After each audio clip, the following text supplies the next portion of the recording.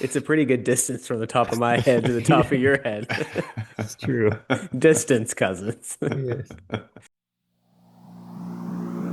One, two, three, four.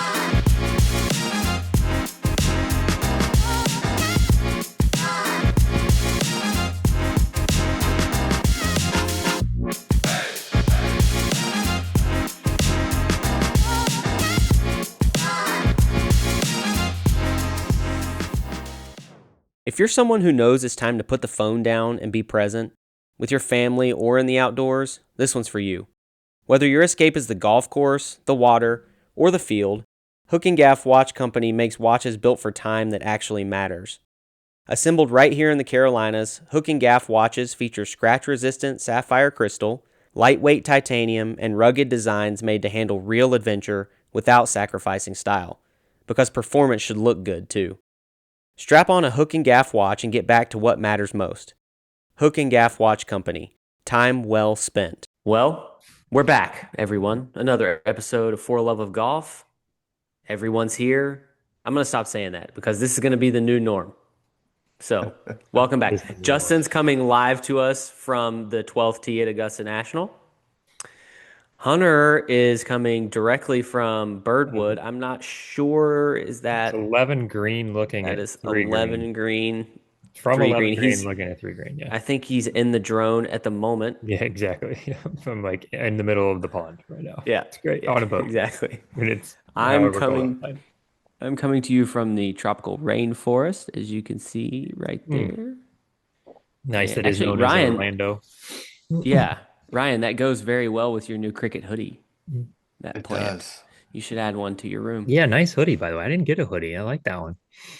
It's a good Yeah, color it's too. Like, I like got it. the burnt orange, Campbell-ish. Yeah, it's kind of that they are an Austin, Texas company, so you're kind of like I hook guess 'em. that's true. That's what it really is. But I like it either way. You can say it's Campbell. It's cool. I said Campbell-ish. Yeah, I mean it's good for like I try to do that too. Like I try not to get blue every single time. You know, Parker. So as- I mean I'm that wearing is- a blue jacket, so like I Yeah. can't say I completely avoided it, but my wife talks about how I have like everything I own pretty much is like some shade of like navy blue kind of. yeah. Yeah, I went like kind of brownish and some different colors just for that reason, some greens. It was good. Yeah. It's good. Fabling, you look great, by the way. Yeah. It's like Hashtag- you're looking in a mirror or something. I know. People probably think we're brothers if they saw us. Especially when you were next to each other. Yeah, Yeah. we're standing right next to each other. They wouldn't be able to tell us apart. Distant cousins, maybe. It's a pretty good distance from the top of my head to the top of your head. It's true. Distance cousins. Yes. So, everyone, welcome back. Yes, we do look good, clearly, as you can tell. The podcast has really stepped it up a notch on the apparel wagon here. So, fresh in the cricket attire. I'm loving it. I've worn it at the PGA Show the last couple days, and was really digging that. I got. Did you stop by their booth showing that you were supporting the Of course, brand? I did. Yeah. I did. I saw pod guest Jordan Krause, Nice. and they had the new line there, and for spring.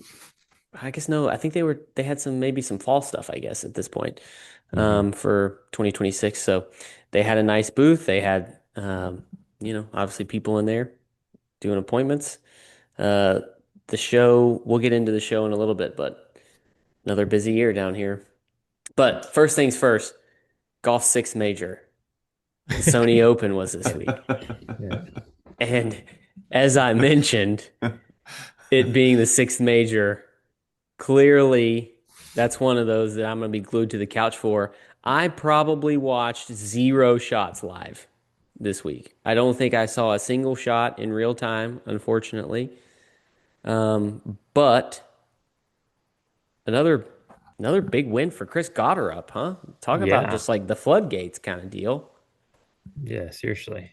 Yeah, I mean that was big time when he's an interesting story. I was listening to I think it was Jason Sutton's podcast had his coach on, Jason Birnbaum, I believe is his name, and really interesting story. Like how he kind of went to I think he went to Rutgers. I mean, he was like an incredibly good golfer in high school and ended up going to Rutgers and was really good. And I think he went to University of Oklahoma too at some point. But yeah, it's just kind of a cool story. Bombs it, like hits it forever. Kind of an interesting golf swing too, like not necessarily traditional, so to speak. But third win, that's pretty cool.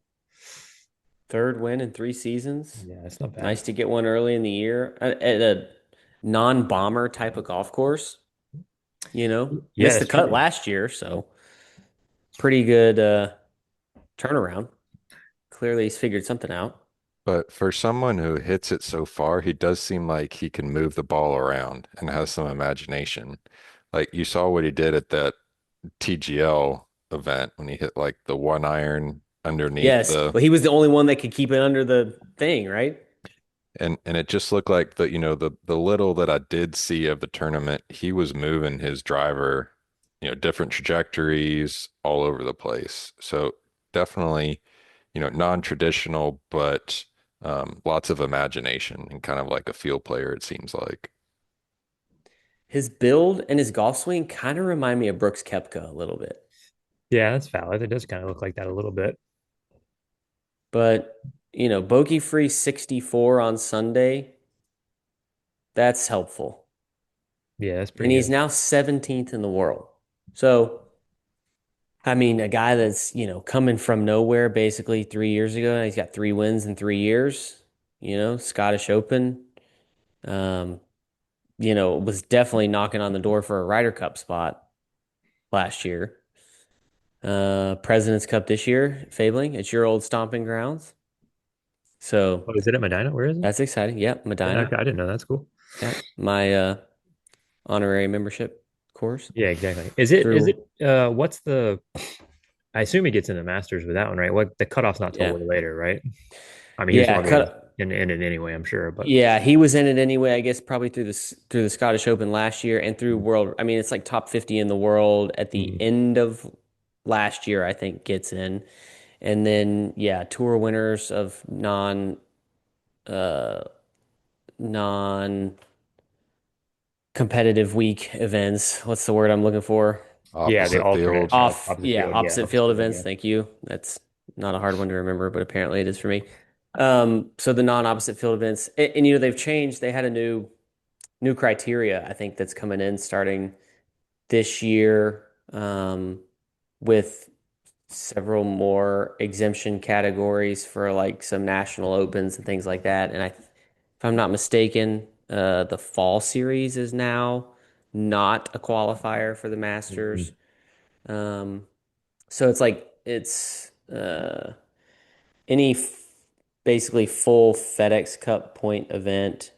Um, I think will get you in, maybe other than kind of the fall series stuff. Yeah, Um, so they'll get they'll get um, some other national open winners, which will be kind of cool. yeah, it is Um, cool because I mean, it hadn't been that long since they've been doing the South America and the Asian one, right? I mean, maybe 10, 15 years. yeah. That's pretty So I cool. was trying to find the new yeah, so back and the Open Championship changed theirs too, but Mm. um pulling up this article from ESPN about um oh my goodness. Masters and Open Championship changed their qualifying. So now the winners of 6 national opens get in: Scottish Open, Spanish Open, Japan Open, Hong Kong Open, Australian Open, and South African Open will now earn invitations into the Masters and the Open Championship Mm. this year. Also, Augusta National also announced that winners of the PGA Tour's 7 FedEx Fall tournaments will no longer earn invitations to the Masters unless they qualify another way. So basically, they swapped out, the Yeah. national opens for the Fall Series events. Um, Speaking of Masters invitations, I saw the reigning NCAA champion decided to forego his invitation. yeah, Really? that's interesting. Michael Asasso is going to play for Phil Mickelson's High Flyers team, I think. Yep. Um, yeah, giving up his Masters exemption. That's tough. Yeah. That's interesting. I guess I don't know. Maybe That's he tough. assumes he'll get back there some other way someday, but for golf Yeah, purists, that's hard to understand. Colt Knost did that and still talks about it. They bring it up on the podcast because he turned pro before the match. I'm sure he had some deals lined up because he was like on a major heater, and I'm sure he figured he would get back and never made it back He never as a made it back, player. and now he's announcing it there, and Yeah, now he's like on the broadcast all the time. yeah, That's pretty wild. Yeah, that would be tough. That would be would be tough. tough. Yeah. What was the kid from Tennessee that went to live a year or so Caleb ago? Surratt. Yeah, Surratt. How's he been doing? I don't pay attention to I think all that. he did okay. He's a North Carolina guy. Hmm. Um, let's see, did he get? I'm looking it up. He went to my nephew's school. He was obviously a really good player. Yeah, he was a stud in Um, college at Tennessee. let's see, made his debut February 2nd, finished tied for 13th, and his team won the title. Hmm. He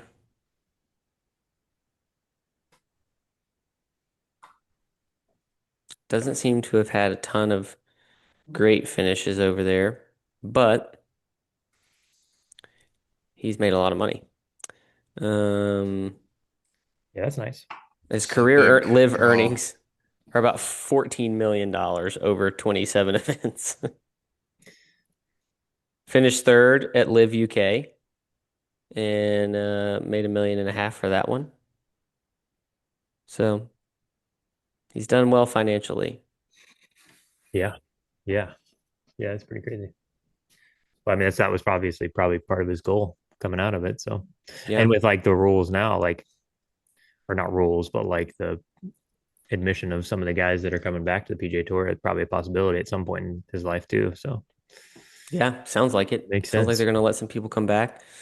Um, so yeah, I mean, just tying a bow on Sony. Obviously, it was a good tournament. It was pretty competitive.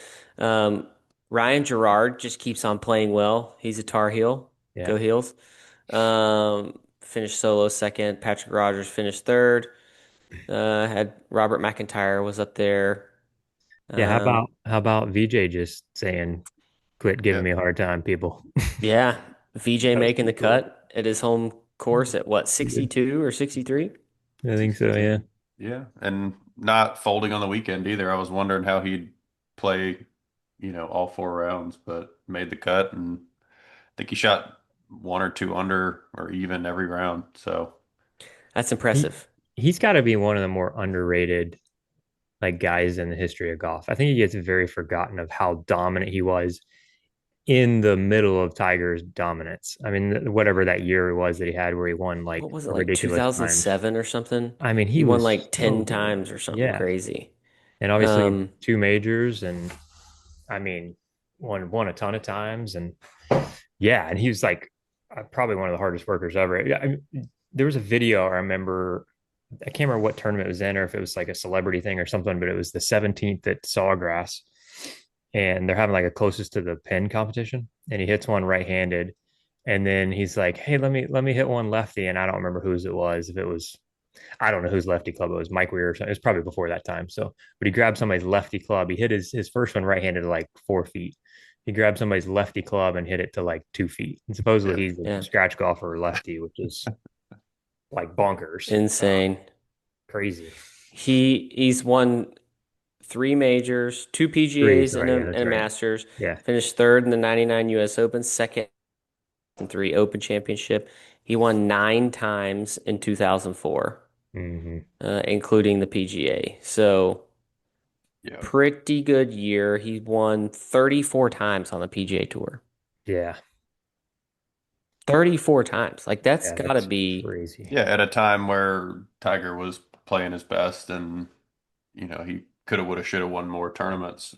A lot of people could say that during that era, but like you said, he probably would be more remembered or more respected if he played in a slightly different era because Tiger just won a lot of tournaments that other guys otherwise may have won.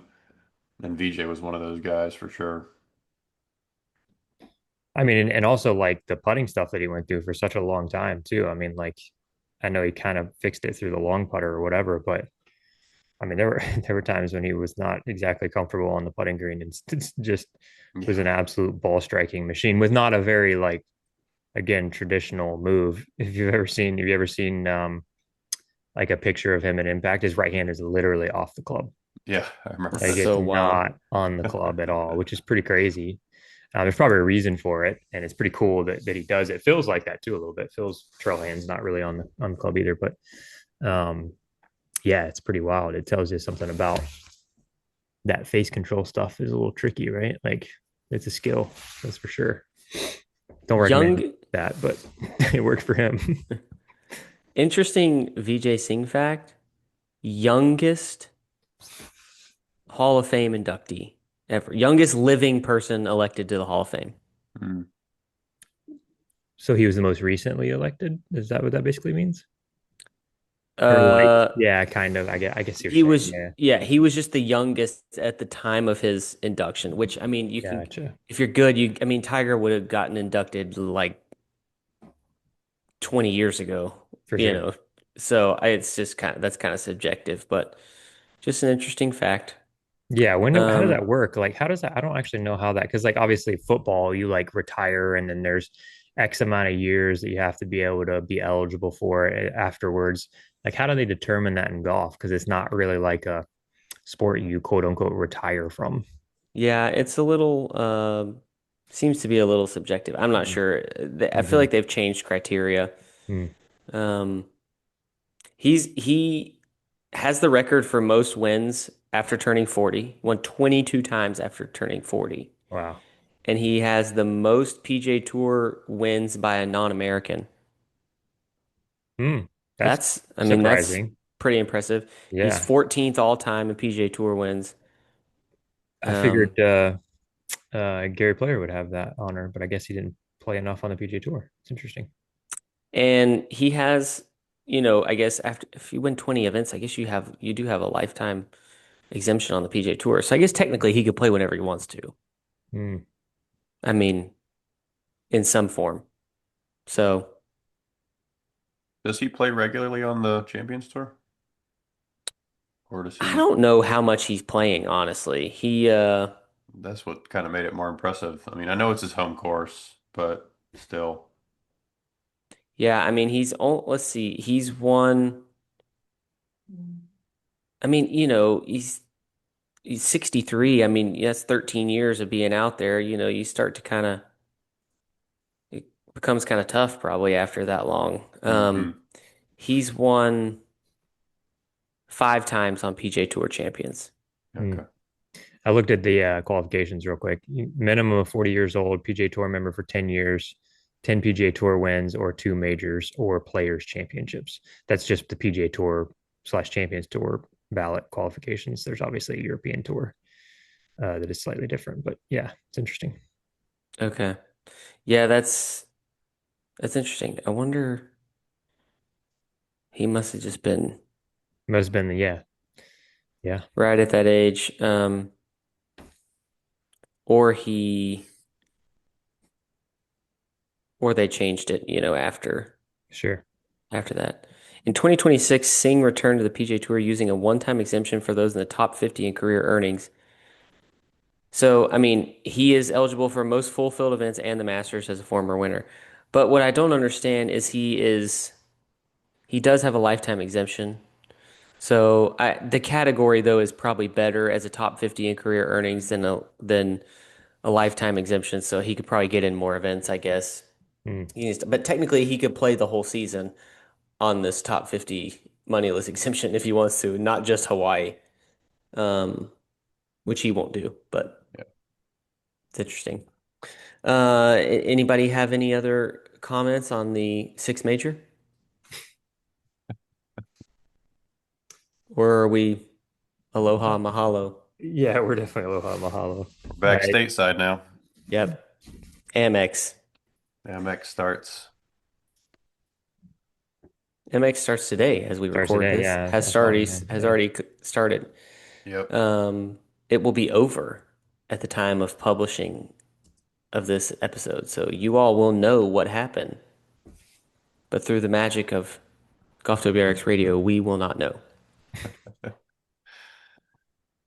Uh, so what else is going on? Obviously, it's PGA Show week.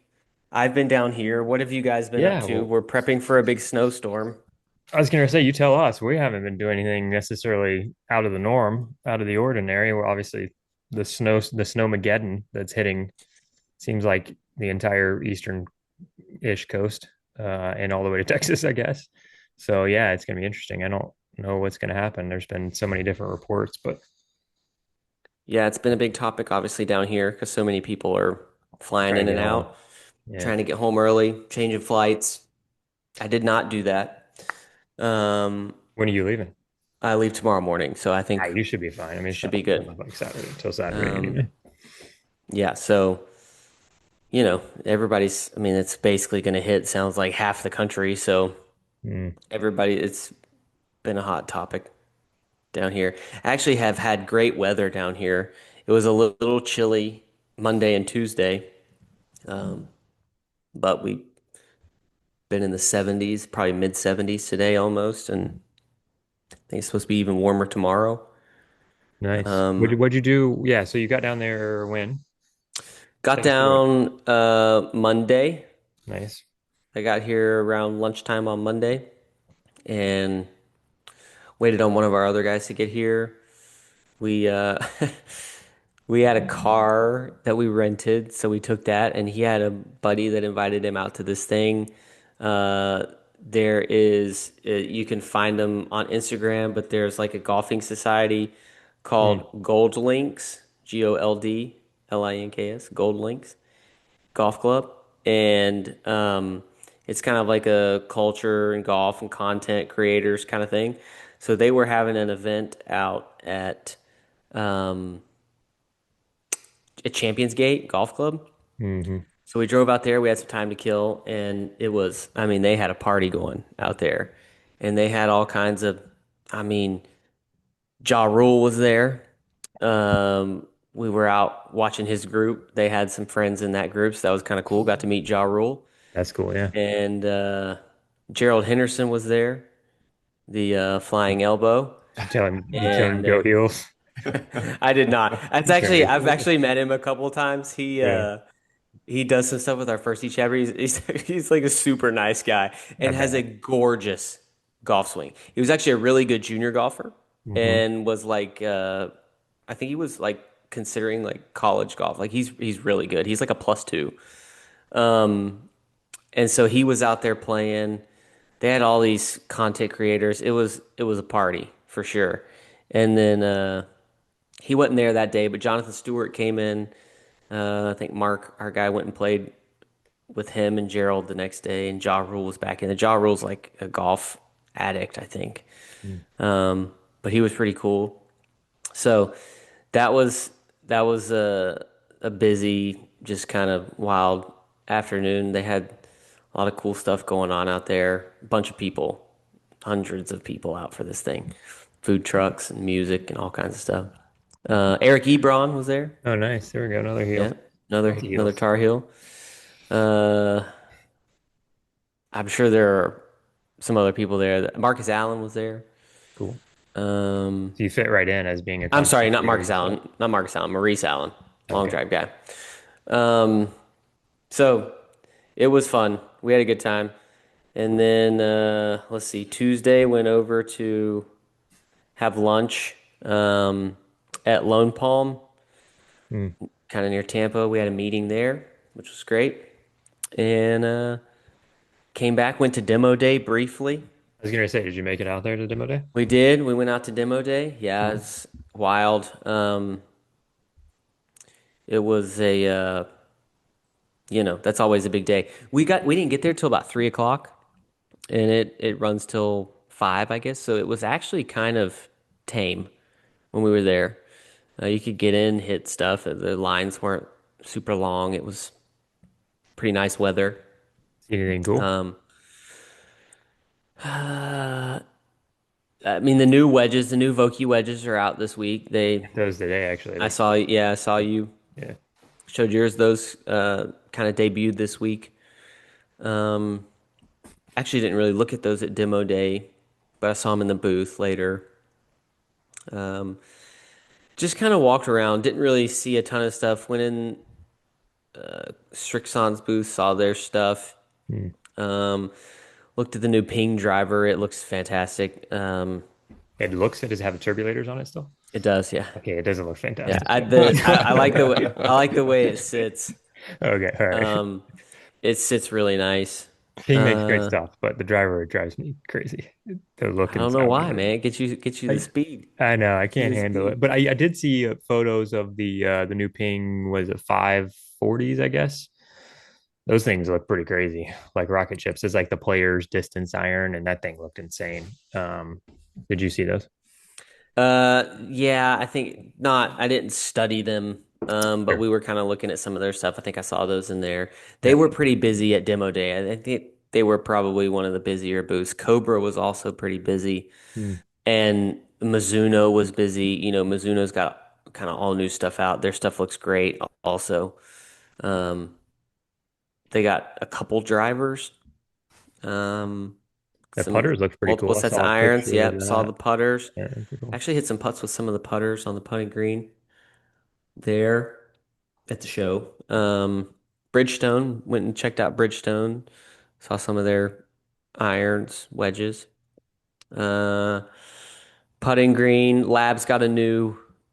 Um, they're putting like the steel insert in the Yeah. DF3, I think. So that's kind of new for them this year. They're obviously getting a lot of love. There's a lot of people doing, different versions of that. Uh, I saw somewhere on social media or something a zero torque driver, which I've actually gone down the rabbit hole on this a little bit, and it's not legal, but it was interesting. I mean, it'd be hilarious. It was like center shafted, I think, oh my gosh. through the I don't know how long it would last. Like that would be my question. Like, would it would you break it pretty easy? I don't know. But anyway, yeah, I saw a couple people hitting it. It looked pretty hilarious. I would Zero torque love to driver. swing one. Sounds Yeah, I like a can't remember the Bryson company. DeChambeau kind of thing. I don't think it's legal though. I'm pretty sure that it's illegal to have a zero torque Wait, full swing club. Lab did one Did they? last year. Huh. No way. Hold on. Hold on. Is this real? Yeah, I'm So this is an article. I think this is real, but the thing that's the most unreal thing to me is the VP of Unrestrained Concepts at Lab Golf. Does anybody want to guess a name? You'll never get it. But his name is Dean. Get this. Torkless. Torkless. That they've got to be making that up. Yeah, that seems. What I mean, is he not made to work for Lab Golf if his name is Torkless? I mean, come on now. Good for you, guy. But yes, they did create a zero torque driver back in 2025. The TNS1. Oh, you know what? Hold on. They got me. That's They got to be got an me. April They Fool's got me. post. It was an April 1st. It was There an you April go. 1st article. No wonder the Yeah, guy's name is Torkless. yeah, that's a giveaway. Oh man, they got me. They had nice. pictures and Internet everything. wins. Dang it. Yeah, this one there is. I've seen a video of it. Mazzle or something. I can't remember. No, that's putter. I don't know. There's something on here though. I've seen it. I keep seeing the video pop up on Instagram, but I Must don't be exactly real. know where it's from, but it looks hilarious. It's so funny. Dang you, Lab Golf. Ugh, I'm getting got like a year later. Um, so that was demo day. Um, then two like just full days, pretty much the last 2 days at the show. Was Just it busy? Was it a busy, pretty it big? did seem busy. Yeah, Yeah, everybody.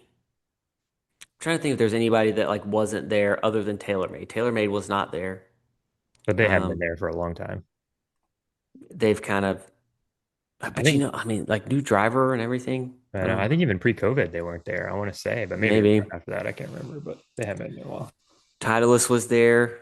Went to a cool thing today with a friend of mine, former pod guest from the other podcast. Hopefully I'm gonna get him to come on this show, but Eric Wind, he came and hooked us up with uh, an entry into the Scotty Cameron um, seminar, which was basically Brad Faxon, Austie Rollinson, and Paul Vazenko. So basically, like the engineering side and the fitting side of Scotty Cameron, with Brad Faxon moderating, which was he did great. Brad was awesome. He was asking great questions, and he would like stop them and get them to elaborate on things and get them to drill into more about what they're saying. You know, like unscripted stuff. You know, you got questions obviously prepared for something like that, but then he took it in really good directions with their Yeah, answers. So that was that's that cool. was really fun. He's a watch guy. Eric's a big watch guy, and they were talking Rolexes and stuff. It was pretty cool. But um, I went to that saw one last year. It was cool. Like it's interesting too, the I don't know, the direction Scotty Cameron's kind of going with like the signaling of Paul and Austie, a part of those things. It's not Scotty anymore, obviously. And like Austie's background, definitely more the engineering side of things. So that's interesting. The three of them, I guess, kind of together, if you want to put that in there, like the playing side of it, the fitting side of it from Paul's experience of doing that for decades and fitting every single tour guy you could ever imagine, which is pretty cool. And hearing them talk about it in the process and just some of the stories too were, I mean, incredible. Like he has stories from every single, PGA Tour player, Tiger Woods to whoever. So it's pretty cool to hear that kind of stuff too. yeah, and I mean he even goes back like he started with Scotty back in like 2000. So he's Yeah. been with Scotty for 25 years. Mm-hmm. And he was talking about like even back like he was working with Brad Faxon back when Brad was playing, and he told a funny story about how he was really big. The main thing today was he was talking about like just how important setup is, and like how much the stroke just changes because people's just their setups change over time. And he was like, you could go back and look, and there would be guys who you could see like when their stats went down, it's the same kind of time frame every year. You go look and you'd see, and their setup was kind of messed up. They'd be getting open and they'd be start pulling putts and all this stuff. And he told a story about how when Ricky Fowler, was it 2014, he finished top five in all the majors. The previous year, I guess Paul had seen where Ricky has like this consistent drop off in his putting every year, and he gets like his fundamentals change. And he had come in for one time for a lesson, and I think his setup had kind of changed. And then remember he used to hover the putter, and he stopped doing it. And Paul was like, "What happened to the hover?" And he was like, "Oh yeah, I forgot." He like forgot to do it. Mm-hmm. And Paul had like been trying to get him to use this mirror so it would help with his alignment, and he like didn't use it. He just like left it in his bag. Anyway, he said, so I made it a point, like I went on tour at a certain event, like I knew when Ricky's like putting was like kind of dropping off. And so I would show up at the event around that time frame essentially. And he said, and I didn't tell him what I was doing, but I would just show up, and be there. And that was the year that he finished top five in all the majors. And he said, it's just funny how consistent people are about when they get off. And he's like, Brad, you came to me and I would make notes and you would get your stance would get open and you'd start pulling putts and we'd get you fixed. And he said it happened 3 years in a row. And he would come like the same time and it would be the same thing. Um, We so never it, get rid of our biases. We just yeah, constantly manage them or fight them or whatever. It makes sense. Yeah. yeah. But that is really interesting just on the Scotty Cameron front. Like I don't know exactly what's going on like at Scotty, like how things are operating because like Scotty, you don't see him near as much anymore. I mean, he used to be at the show year, and now it's kind of like Austy's kind of the face of that side of Scotty. Like the building side of Scotty is now Austy. And I mean, Paul is still like doing what he's always done, but he's just like kind of more visible now. Hmm. And so you don't really see Scotty a whole lot. So it's interesting how they're doing that. It kind of reminds me of like the Aaron Dill, Bob Vokey situation a lot. So I'll be interested to see if the Scotty name continues on whenever he does decide to retire, what the deal is going to be there. But um, yeah, I was trying to think. I saw Willie Robertson at the Bettinardi booth, which is interesting. He just And did a collab with DOD a few weeks did ago. he? Hmm. Yeah, he was there. He seemed, like he was enjoying it. Obviously, there's just all kinds of people walking around. Um, Fun week. Tons of stuff. I did make some notes on some of the, I'll say, picks of the show. Yeah, I How's was that? gonna say like what were Standouts your from the show. yeah, exactly. What were your takeaways? What were the Um, things you saw? Obviously cricket's a standout. I mean, Yes, check out this jacket. I mean, definitely. come on. Pretty damn good. Fabling. I mean, It's like looking in a mirror, isn't it? yeah, and it got the thumbs up from the wife too. So Yeah, I mean, that's about the best news you can get. Super comfortable, by the way. I've worn these pants now at least 2 days in a row. Um, and I'm digging the pants. Am I the only one that got the pants? Yeah. I got some lounge pants that I have worn, like joggers or whatever, that are incredibly comfortable. They're awesome. But I didn't get any like golf pants, unless that's what you're wearing in the show with some jogger lounge I did pants. not. I did not I go mean, you went to the jogger. content creator thing on Yeah, Monday, so I maybe it did. rubbed I off did on you. I not don't go know. jogger. I Yeah. went with some gray pants that I'm digging. Uh, yeah. So anyway, Cricket. We talked about them. They were there. Obviously, their stuff's good. That's why we wanted to partner with them. Uh, if their stuff wasn't good, we would not have wanted to partner with them. And so I'm pumped about their stuff was cool. Um, just little things that kind of stood out to me. Tempercraft. I know not the last thing probably that everybody needs is like a handful of water bottles, but um, I really, as the resident germaphobe on this podcast, I love the fact that their water bottle has like the screw top lid, that covers the mouthpiece. Love that. And they do like really cool custom stuff. So Things I'm I've thinking never we thought might do of. some You stuff need a there. screw top. It's not something that has ever crossed my mind that a regular water bottle's mouth thing is exposed. It makes sense though. Yeah. Yeah. Yeah. Welcome to my brain. Yeah. You got a little piece of, It's little tough. slice of Parker right there. Yeah, it's tough. Yeah. Yeah. You see what I deal with, just a small portion of what I deal with on a daily basis. Mm. Um, an interesting one was Golf Zone. So we're working with Golf Zone a little bit too with First Tee. They have pledged a donated simulator to us, which we're pumped about. But their new simulator was really interesting because they're doing basically their own version of like the TGL platform. They're calling it City Golf, and basically the way they had it set up, they only have it in Asia right now. They don't have it in the US yet, but you play to the screen. When your ball gets on the green, the screen goes up into the ceiling and you walk out onto a putting green and it's got, the light shining down where your ball's supposed to be. You go set it down and play it from there. And apparently they've got a place in Asia that has like an 18-hole golf course like this with different greens. Wow.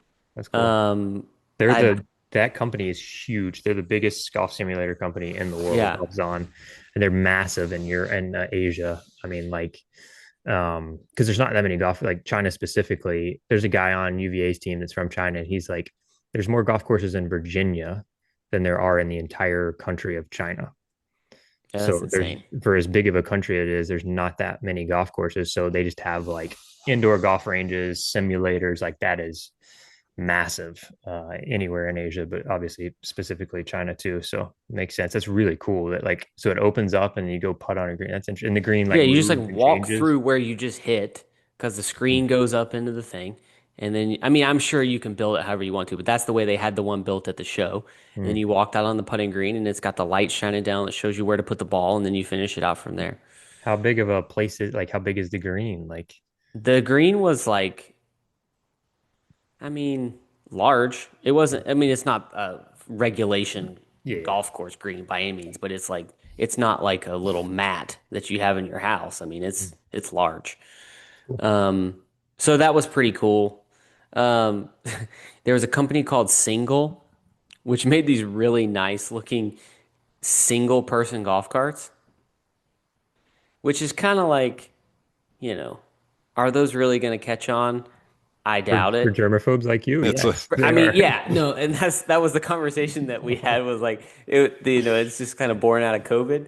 I was gonna say they missed out on 5 years ago, COVID. It would have been Yeah. incredibly popular.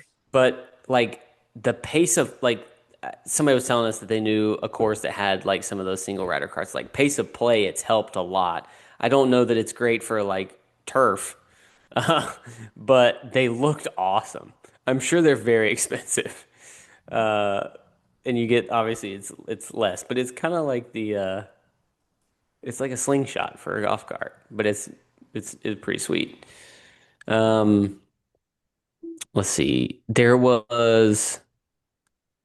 There's this other thing called it's like Faribault Mill. I'm butchering their name, which is doing them a disservice, but I get it wrong every time.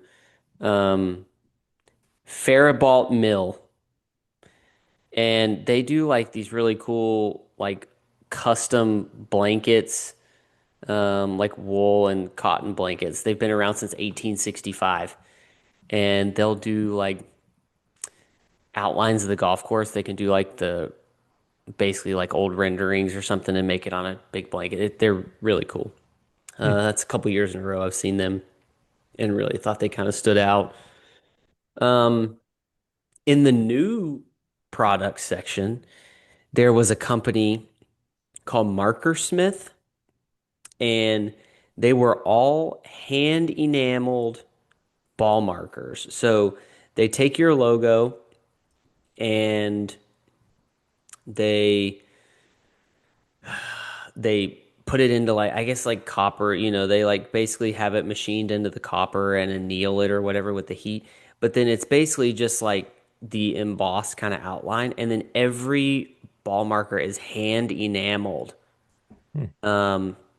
So they all probably look just a little bit different, but they all are like a similar thing. And they had a girl out just going to town, just enameling these ball markers like the last couple days. They were really cool. And they're like, if you do them in like a bulk order, they're like $30 a piece for like legit nice like copper basically ball markers that have been hand enameled. Thought those were pretty cool. Um That section's always the best. The new section, the new yeah, product section. It's so much fun. it's a hit or miss. It's Oh, a you hit or get miss some thing for sure. incredible things in there. I remember Yeah. one year the what was it the baby carrier with the clubs. I was like, that's the dumbest thing I've ever seen, and it's like everywhere now. It's Yeah. it won like best product of the show, and like I see them sometimes randomly, and I think that company like probably has done pretty well. So blow them Probably. out now. Yeah. Um a few other things that kind of stood out. There's a company called Goat Lane. I don't know if you guys have heard of that. Mm-mm. They've been around now for a little while, but they make golf shoes. They make some other stuff too, but they make like kind of almost like the old like Samba looking shoe, almost like a kind of like a Jordan 1, I guess, kind of just like low profile kind of shoe. But they'll do logos like kind of on like the ankle, like the back part of the ankle, and they're embroidered, and the embroidery looks great. And I like the logos that they have is like Baltusrol and like Wingfoot and all that stuff. Well, I stopped in there. Well, the U.S. director of sales is Jason McCarty, Mm. who was the director of golf at Sabonic for like 18, 19 years and Cabot St. Lucia. And now he's working for this company doing this stuff. So like I'm standing in the booth and here comes Casey Reamer from Cypress Point, and he had been looking at him and doing all that. And so like the clubs that they've got in this like kind of fashion forward golf shoe are Mm. pretty amazing. I have So a funny Jason McCarty story. okay. Um, I interviewed for an internship at Sabonic when I was 18 at the PGA show. We were all down there. Um, so like 18 years old, freshman in college, never been outside of never been to the north at all, and like very uneducated, probably. And he sat me down in the interview, and I remember a question he asked. He was like, are the members at the club that you work at affluent?" I had no idea what affluent meant. I had Yeah, they no all know clue. how to speak English, Jason. like, no, like I We're literally, affluent in English. We're I was affluent in like, redneck. literally, I was like, yeah, they can speak well. Like, had no idea what he was talking He about. said it. So, needless to say, I did not get that internship. Oh, that's He was great. super duper nice. He is a That's for really nice sure. guy. I like him a Um, lot.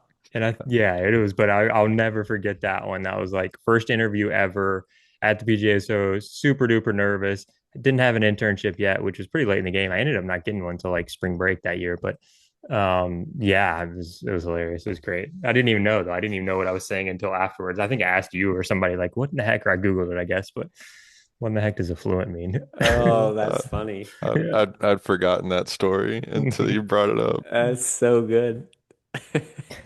Oh man.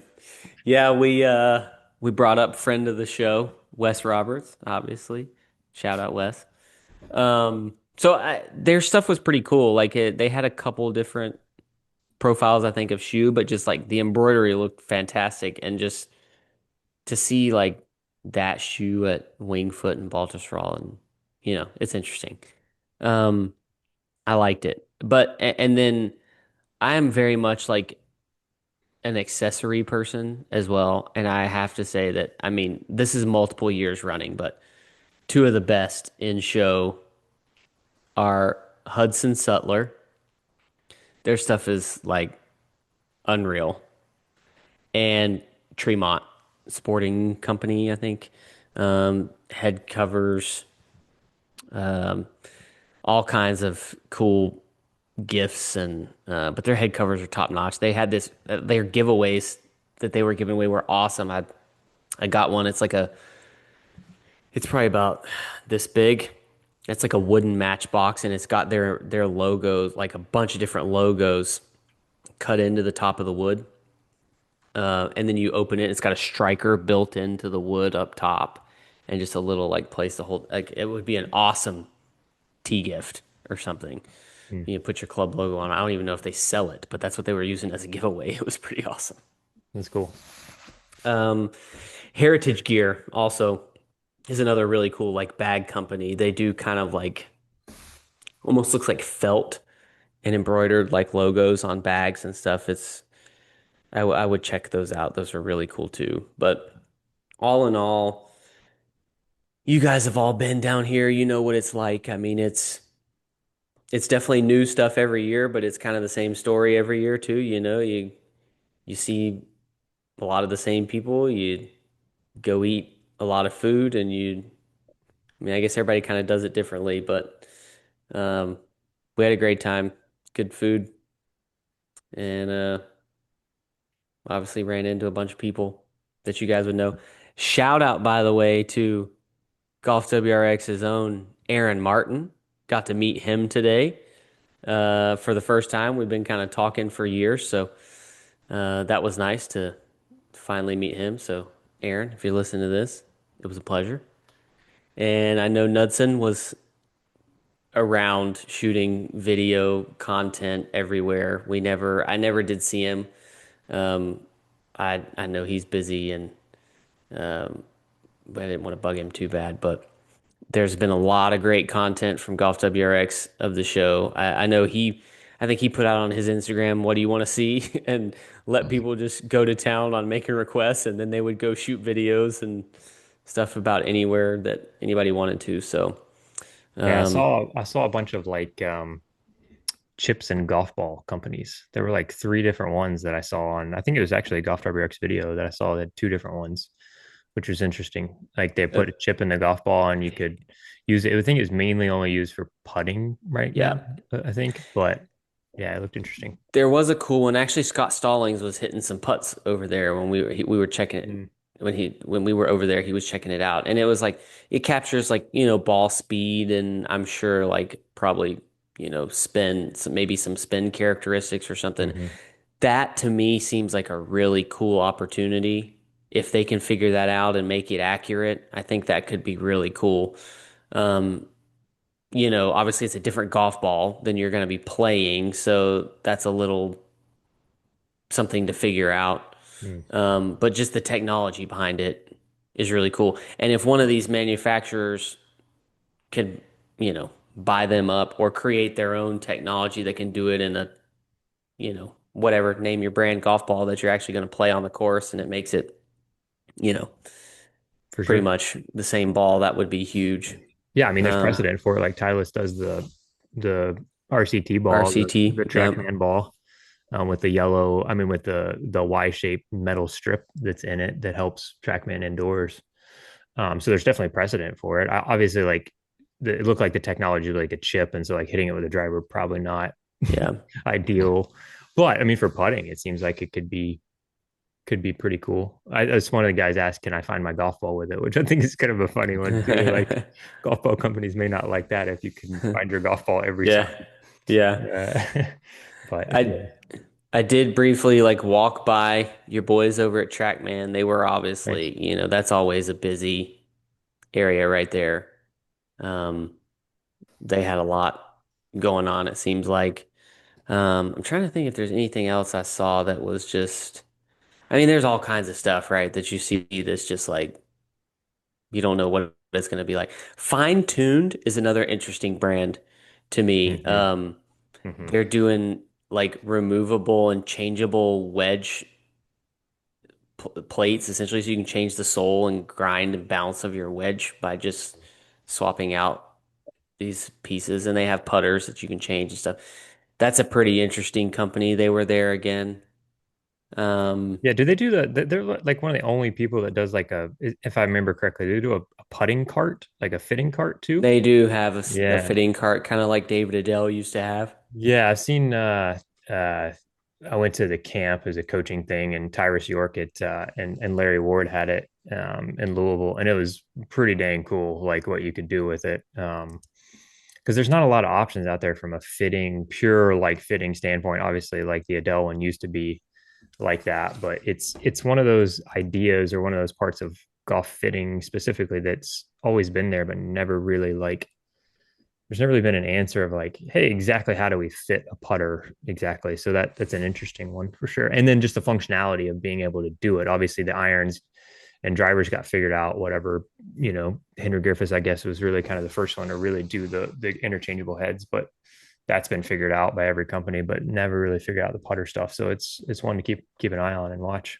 Yeah, and this is just kind of circling back to what we were talking about earlier, but Paul had some really interesting things to talk about just about like putter fitting and how they've manipulated certain players' shafts to change like hand height, um, to change stroke then.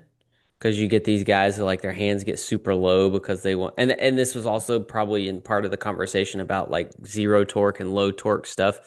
Because Scotty's making one now that's like low torque, and that's what they said. It's not like zero torque; it's low torque because they want a little torque in there because that's how you feel the putter head. Um, Yeah, yeah. I did. Sorry to go off on a tangent here or another story, but Ping did a study kind of, and they said this at the camp, this thing that I was at, and they put a round grip on putters. This is like a test they did for this same kind of reason.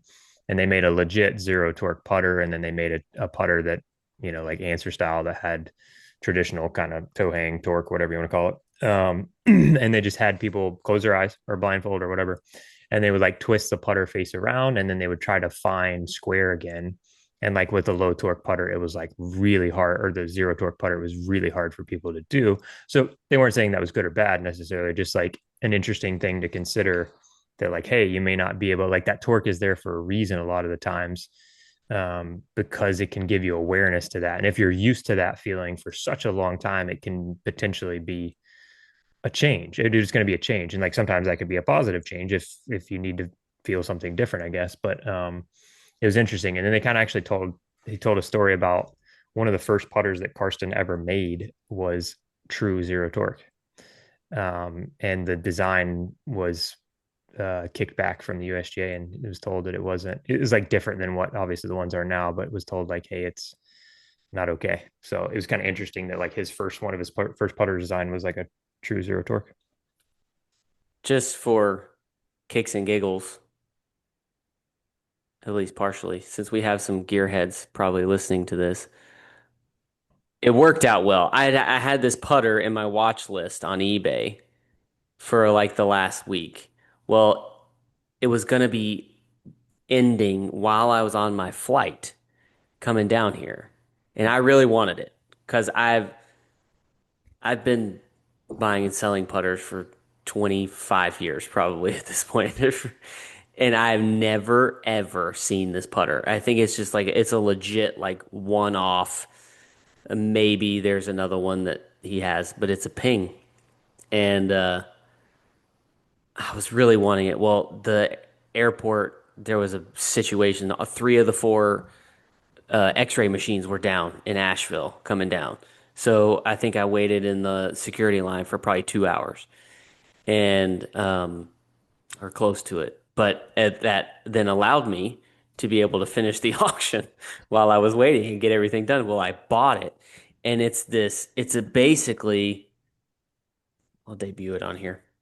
Um, it was made for Nota Begay, who I saw walking around the show. I was mid conversation when I saw him walking around the show. Had I not been in conversation, I would have tracked him down to ask him about this because I want to see if he remembers the Was it in the deal. stage when he was going lefty righty? Is it a Yes. yeah? So it is Ping's version of a bullseye. And I asked some other folks, I asked another guy if he'd ever seen one. He said no. And he's a major Ping guest. I don't know. That's probably not showing up well. And then it's got Noda stamped. I don't know if you can see that or not, but Hmm. it's got Noda stamped on the sole. That's cool. So So it's like kind of heel shafted ish, right? Kind of. Is that what it that is Yeah. kind of heel shafted ish. Yeah. It's got a bunch of weighting Hmm. in it. It's a Jim Wells Ping putter with the JW serial number. So I'm gonna try to see what information I can find on it from anybody at Ping, maybe because it's like I've never seen anything like that. But That's pretty cool. That's really yeah, cool. so that was a random Nota Begay sighting at the show. There were a bunch of people there. The Bob Fat Perez was there. He's lost a bunch of weight, so they said they were calling him Flat Perez. I don't know if you saw that or not. It was pretty funny. Joey was there. The guys from Barstool were there. Three of them were there. You know how it is. There's just people kind of all over the place. David Ledbetter. Didn't see Jeter this year. Were you walking with me last year, Hunter, when we saw, We saw him at the one of the booths. Yeah, we yeah, walked right past Ja Rule? Ja Rule, and then Yeah. we saw Jeter like 2 seconds later. It was funny. Yes, Yeah. I do remember that. Yeah. So if anybody is listening has not been to the PGA show and has a chance to go, I would highly recommend going if you're a golf nut. I mean, it's, 2.5 days of anything and everything you could think of probably and then some. Um, does anybody have any PGA show thoughts they want to throw in there? I know people are probably tired of listening to Justin and Ryan this podcast, so if anybody else wants to throw anything out there. Well, this was your show. You've got all the fun Well, stuff going on. yeah, I guess so. I am the one down here, which is unfortunate. I would like for the whole crew to be down here. So let's uh let's not throw that out for the future. I Justin, mean, we you could can be my best. You can be my guest badge. It's cool. We'll get you in. Don't worry. appreciate it. I appreciate that. Yeah, Justin and I need guest badges these days. We But can make it happen.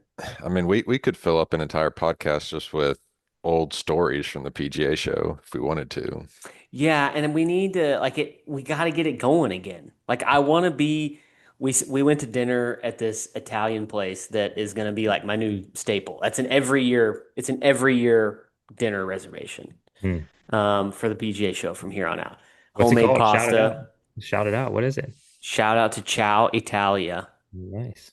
Homemade pasta, like right near the convention center. It's fantastic.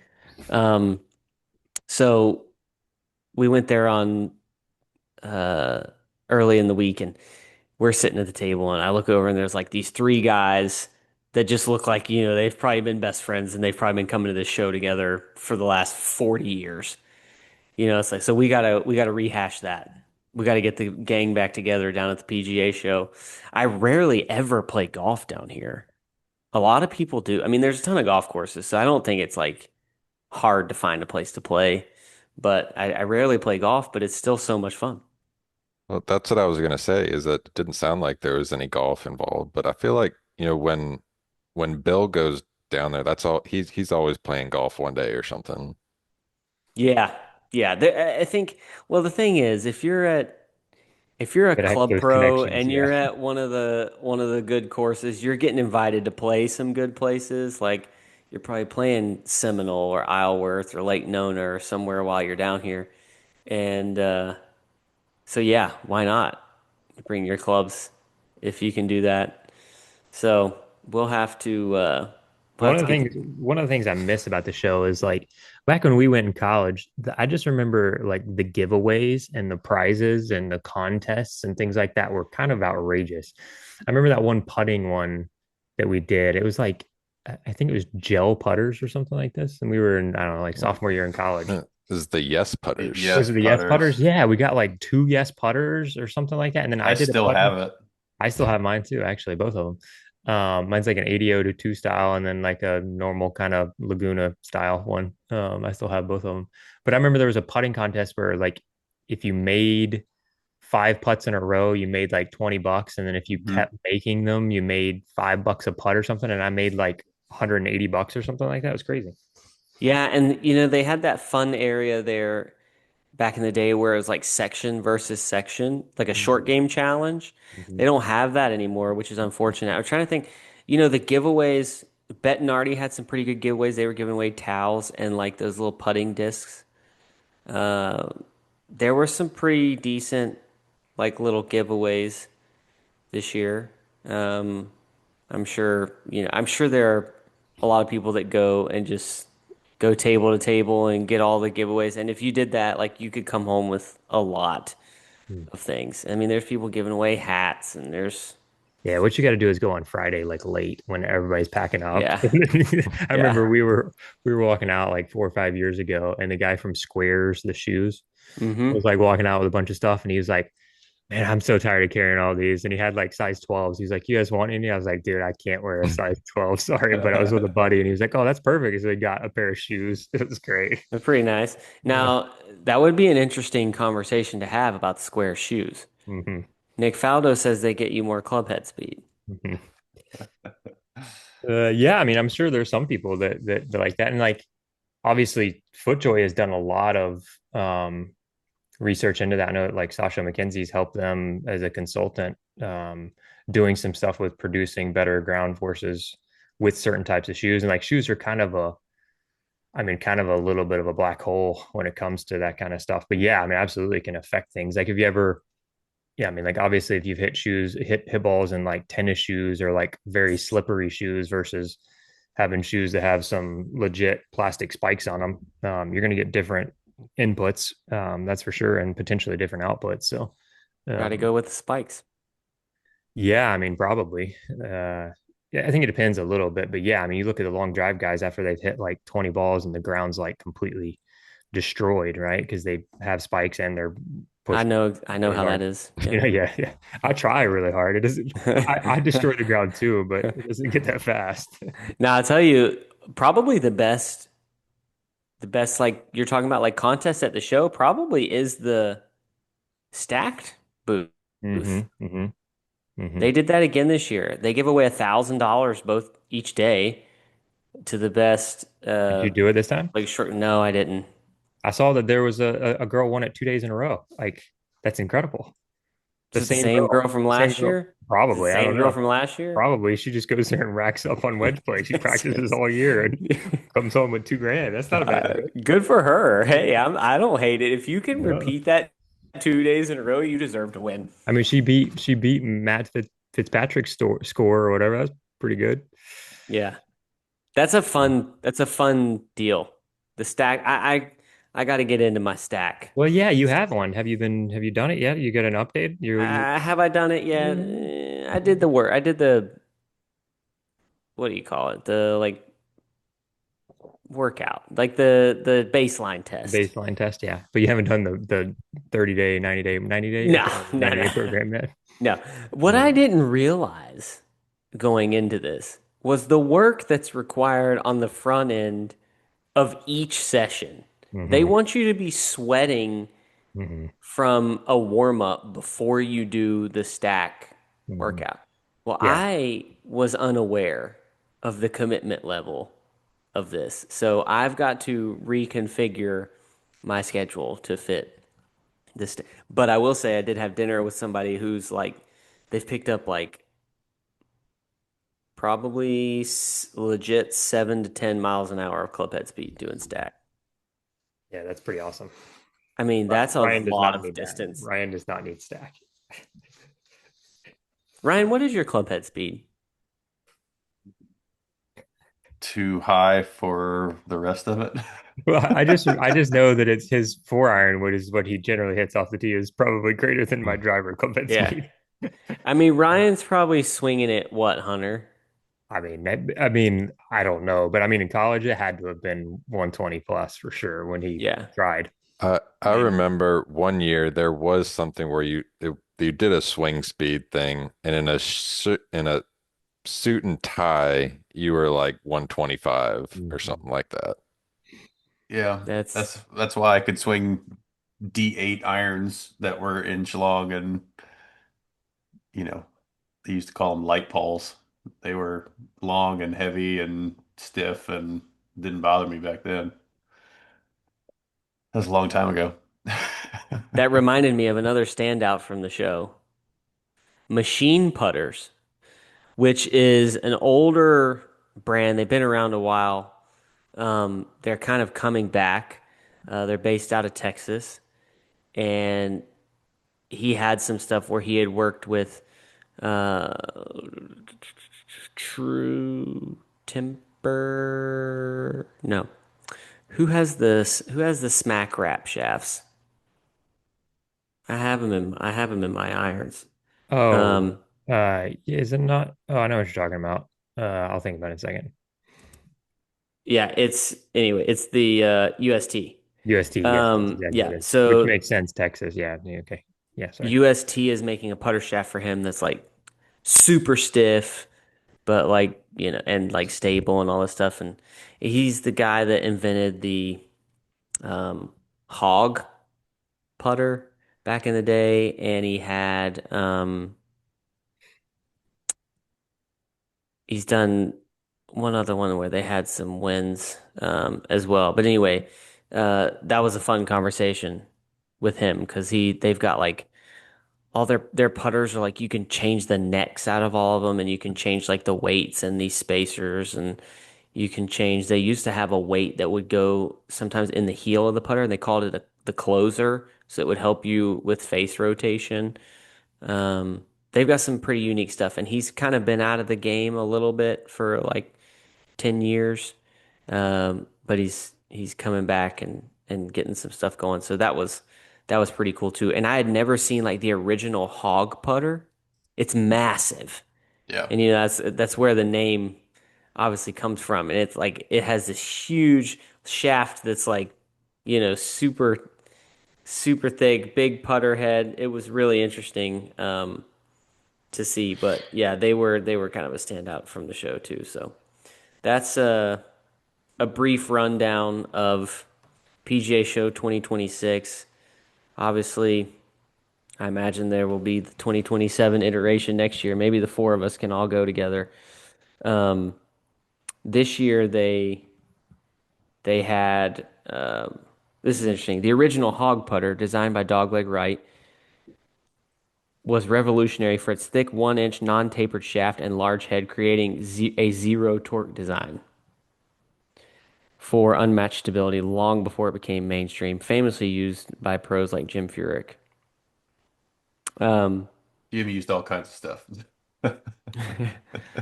so yeah, anyway, next year tonight they've got Dustin Lynch is the concert tonight.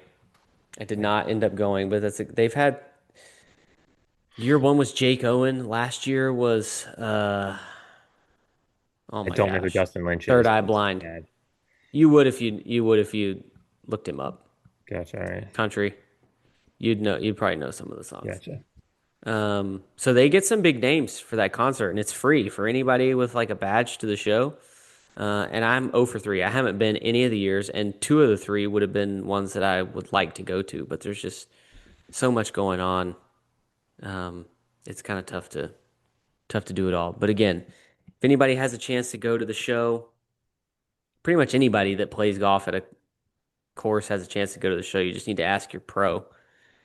They can get you a guest badge. Um, doesn't cost anything for the guest badges. It doesn't cost anything to enter the show.